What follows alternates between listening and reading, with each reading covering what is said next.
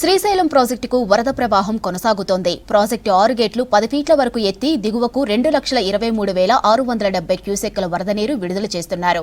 ప్రస్తుతం 2,60,615 క్యూసెక్కుల వరద వస్తుంది. కుడి, ఎడమ జల విద్యుత్ కేంద్రాల్లో విద్యుత్ ఉత్పత్తి కొనసాగుతోంది.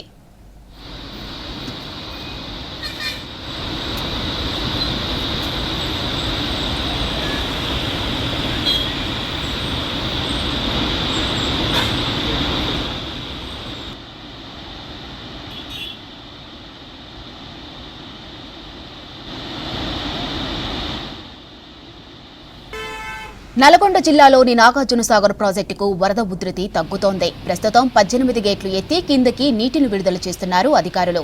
ఇన్ఫ్లో, అవుట్ఫ్లో 19,07,567 క్యూసెక్కులుగా ఉంది.